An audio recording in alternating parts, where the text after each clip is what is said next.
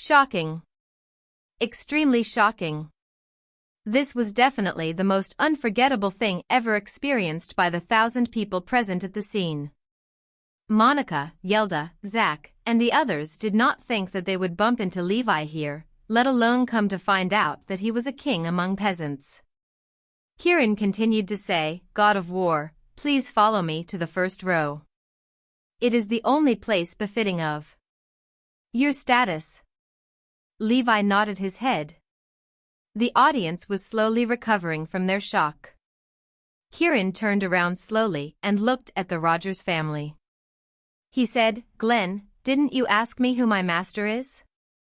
Let me tell you, my master is none other than the Commander-in-Chief of the Nine Great Warzone, Erudia's only 5-star god of war.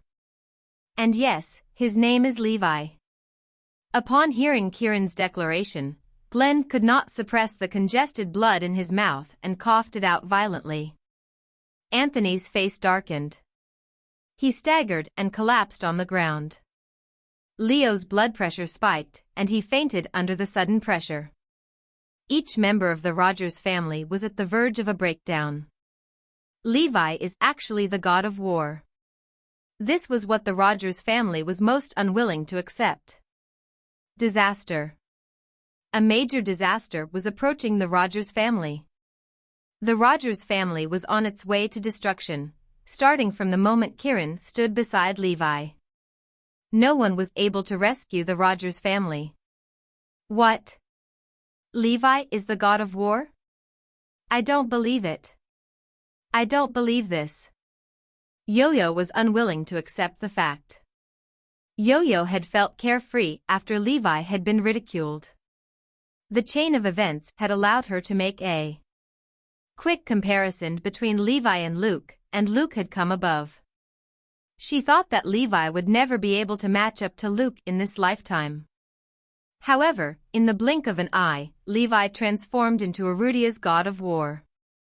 Before him, Luke was a nobody. Yo-Yo could see a world of difference between them, but she was unwilling to accept the truth. Leon Watson and the others were shocked to realize that the boy they used to bully had turned out to be someone extremely outstanding. He is the only 5-star god of war. Levi did not retaliate when they insulted him just now, not because he was fearful, but because he could not be bothered with them.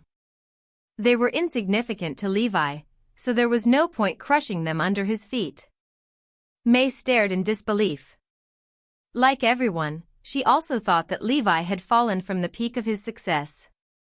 She also tried to step on him in order to derive some sort of pleasure. However, who would have thought that he could grow significantly stronger and more powerful in a span of 6 years? Abigail broke into a cold sweat and looked at Levi in fear. Levi touched her head and smiled, "Silly girl, why are you so anxious? Regardless of my identity, I am still your brother-in-law." Oh. Abigail trailed after Levi. With everyone looking at them, Kieran took the lead while Levi and Abigail followed behind. They walked slowly towards the front. When they saw Levi inching closer towards them, May and Yo-Yo felt as though their hearts were about to fly out of their throats. At this moment, their hearts felt as though they were about to explode. Levi then stopped at their row all of a sudden. At that instant, May, Yo-Yo, and the others felt like dying. They felt numb all over as though an electric current had passed through their bodies, electrocuting them. A gust of cold air rushed up from the soles of their feet, instantly making their blood freeze. Levi barked, "Get out of the way." At his command, the people in the row excused themselves from both ends, leaving only May and the others behind. When May saw Levi's gaze settle on her, her breathing quickened, and she struggled to breathe. Hiccup. Hiccup. Hiccup. Leon, Bryce, and others could not withstand such immense pressure. They fainted and collapsed onto the ground with a loud thud. May and Yo-Yo were extremely nervous. With his status, Levi had the authority to sentence them to death. Levi looked at the two women and laughed. Just now, didn't you ask me if I regretted rejecting both of you last time? May and Yo-Yo did not dare to look into Levi's eyes. Let me tell you this now. I have never regretted it. No matter when or what happens, I will only choose Zoe. Whether she is poor or rich, young or old, I will still choose her. Levi said. At this moment, May and Yo-Yo envied Zoe so much. 6 years ago, they had been green with jealousy when Levi and Zoe got together. They were even more jealous of them now. Levi was at the pinnacle of the military regime of Erudia. He was invincible and possessed all the power in his hands. Even if that was the case, he would not forsake or abandon his wife. This is deep, profound love. Many people were extremely touched. Not taking Levi's identity into account, their love and affection towards each other was a subject of envy. One will not leave, and the other will not be abandoned. Abigail was the most envious of them. Finally, Levi said to the two of them. Like what Abigail said, her brother-in-law was at his peak 6 years ago, and now, her brother-in-law is still at his peak. Thump. Upon hearing Levi's words, Yo-Yo and May could not take it and fell onto the ground. They were drenched in cold sweat. Levi and Kieran arrived at the front row and sat down. He had Kieran and Abigail beside him. Stephen Shaw was there too. The moment Levi appeared, people no longer had the word master in mind. At this moment, everyone understood why Kieran had worn his military uniform. He was not here to attend the celebration. He was here on a mission. Levi waved his hand. Kieran understood immediately. Kieran commanded the mass of people, except for the Rogers family. Everyone else, please leave quickly. Please keep this matter confidential. You will be asking for trouble if you dare to reveal this. With this in mind, everyone made their way out, dying to escape from the scene as quickly as possible. Leo Watson and the others were carried away. May and Yo-Yo crawled out. The venue was cleared very soon. Levi said to Abigail, "Abigail, please wait for me in the living room. I need to settle some matters." Abigail also left obediently. After that, everyone from the Rogers family knelt in front of Levi. They kowtowed before him, begging for mercy. "Where is Levi Group?" Levi asked. "Please take it back. Levi Group has always been yours." "How about the Garrison family's properties?" Levi questioned further. "They are also yours." Levi continued, "Rogers family?" At this moment, everyone in the Rogers family hesitated. However, Glenn responded immediately and said, "Also yours." Levi lit a cigarette and smiled. "All right, then let's start discussing more important matters. Back then, you framed me, killed my friend, and even seized everything from the Levi Group. Why did you do that?" Levi questioned. "God of War, it was you who dabbled in the pharmaceutical and technology markets back then, and the Rogers family coveted your core technologies." The Rogers family answered honestly. Levi took a deep breath before continuing, "Give me the names of the others who were involved in this matter back then." The Rogers family replied, "God of War, even though we planned everything under Oswald's name back then, the Rogers family actually benefited the least from it. We only benefited from a small part of the core technologies and took over Levi Group. The bulk of it went to the Northampton Chamber of Commerce." Northampton Chamber of Commerce? Levi furrowed his eyebrows. "Yes, it is made up of the 4 aristocratic families, the Hendersons, the Williamsons, the Andersons, and the Robinsons. There are also a lot of business associations consisting of rich corporations. They dominate Northampton and are in a tight competition with Winston Gonzalez, the richest person in Northampton." Glenn said. Levi knew about the Northampton Chamber of Commerce. The former hegemon of Northampton's world of commerce. It was known that the Northampton Chamber of Commerce held nearly half of Northampton's economic lifeline. Their annual GDP contributions were frightening. When Levi succeeded in starting his own business, the Northampton Chamber of Commerce wooed him to join them. However, their condition was that he had to hand over the core medical technologies of Levi Group. Levi rejected the proposal. In retrospect, Levi had already been a target of the Northampton Chamber of Commerce. Because he had rejected them, he was maimed and imprisoned. His brother had been killed, and his wife had lived as a widow for 6 years. The business world was akin to a battlefield and might even be more deadly. Despite how decent wealthy entrepreneurs looked on the surface, they could actually be blood-sucking cannibals, swallowing people up whole. The number of people who had lost their lives because of the rich was unfathomable. Levi was insignificant to them, so many people might have forgotten about him. He was not worth remembering at all. At this moment, Azure Dragon and Phoenix had arrived. They informed Levi that those online products were from the Northampton Chamber of Commerce. Tap tap. Levi tapped his fingers rhythmically on the armrest. Since that is so, let Northampton Chamber of Commerce disappear. Levi ordered. The Rogers family were on the floor, not doubting what Levi said. The 4 giants of the Northampton Chamber of Commerce believed that their wealth dominated Northampton with their influential businesses. No one could affect them. Messing with the Northampton Chamber of Commerce was akin to messing with Northampton's foundation. However, they would not expect the God of War to be the one messing with them. Glenn asked, God of War, will the properties and businesses under Levi Group and the Rogers family be transferred to you? Transfer them to Kieran. Levi said.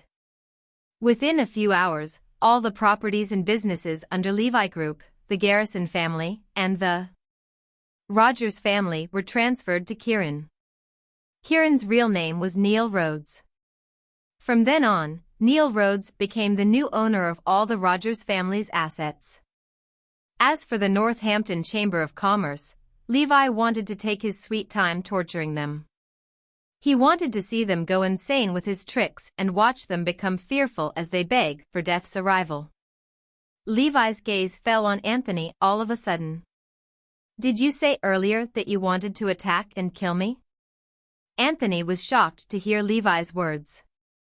Please spare my life, spare my life. Levi stood up and smiled, spread the news. Say that Mr. Rhodes has become the owner of Levi Group. And Garrison Group. Understood. Glenn responded. Oh yes, I hope to see Oswald tomorrow morning. He owes my wife an apology. There was a look of malice in Levi's eyes. After that, Levi left, bringing Abigail along with him. When they were about to reach the exit, they bumped into Pamela and Bailey. Abigail, why are the both of you leaving? Pamela asked curiously. Abigail looked at them, feeling confused. Dad, Mum, the celebration is over. Bailey retorted immediately, what rubbish. It only started 30 minutes ago. The celebration lasts about 4 hours, doesn't it? It's really over. Do you not believe me? Abigail said helplessly. Pamela stared at Levi and said, Abigail, why did you even bring him here? How embarrassing. Yes. If not for you, what right does he have to attend the celebration? Bailey shot back at Abigail and proceeded to enter the venue with Pamela. Abigail really wanted to tell them that the celebration ended because of Levi. However, her parents had already gone ahead. Bailey and Pamela were in shock when they entered the venue. There was not a single soul in sight. They saw Glenn and the others on their knees, drenched in cold sweat. They tried their best to get an answer from the Rogers family, but no one revealed the reason. Outside, Levi looked at Abigail, whose head was lowered. She seemed fearful of him, so he could not help but ask, "Why are you afraid of me? I am still your brother-in-law." Abigail lifted her head all of a sudden and planted a kiss on Levi's face. Crash. Thankfully, Levi was quick to respond. If not, Abigail would have kissed him. Levi was shocked by Abigail's reaction. What are you doing?" Abigail chuckled in delight. "Brother-in-law, you were so cool just now." Flabbergasted, Levi almost vomited blood. Wasn't she terribly afraid of me just now? Why did she try to kiss me all of a sudden? Young girls have such strange ideas these days. As they headed towards the car, Abigail laughed and said, "Brother-in-law, you are my idol from now on." Two strange things happened in Northampton today. Firstly, the Rogers family's 40th anniversary celebration had been suddenly interrupted. All the guests left without a reason. Why was that so? Secondly, news broke out that a mysterious man known as Neil Rhodes had taken over both the Garrison Group and Levi Group. With regard to these two matters, the Rogers family kept mum about them, saying that they were trade secrets. What on earth is the Rogers family doing, handing over Levi Group and the Garrison Group? What was the Rogers family's celebration about? So secretive. Who is this person called Mr. Rhodes? How is he related to them?